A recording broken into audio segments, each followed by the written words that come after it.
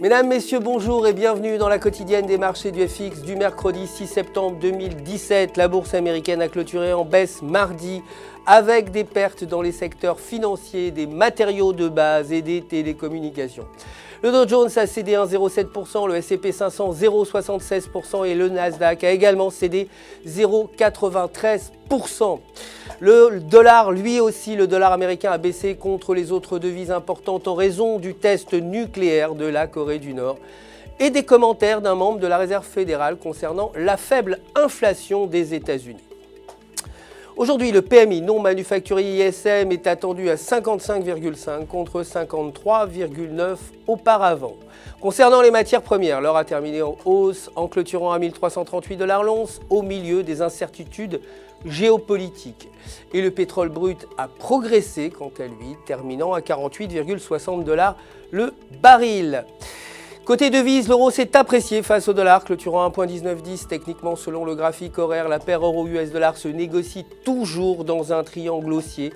Avec une sortie du triangle par le bas, elle pourrait atteindre les alentours de 1,1780, tandis qu'une sortie par le haut l'entraînerait vers 1,2100. La livre sterling, pour sa part, s'est appréciée face au dollar également, pour clôturer à 1,3029 et sur le graphique de 4 heures, la paire livre US dollar a franchi la bande supérieure de l'indicateur des bandes de Bollinger et le fait de se tenir près de cette bande pourrait entraîner la paire livre US dollar vers 1,3200 alors qu'une cassure de la bande médiane pourrait entraîner la paire vers 1,2800. Pour terminer, le yen japonais a terminé en hausse, affecté par les préoccupations autour de la Corée du Nord et les perspectives de la Fed.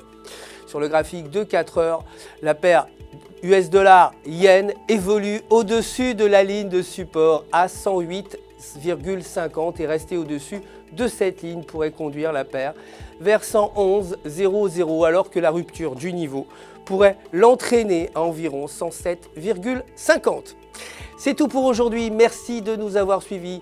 Je vous retrouve dès demain matin pour la suite de l'actualité des marchés du FX. D'ici là, restez en notre compagnie, restez connectés sur www.ufx.com pour tous vos besoins de trading et pour retrouver votre gestionnaire de compte personnel qui, vous le savez, répondra à toutes vos questions.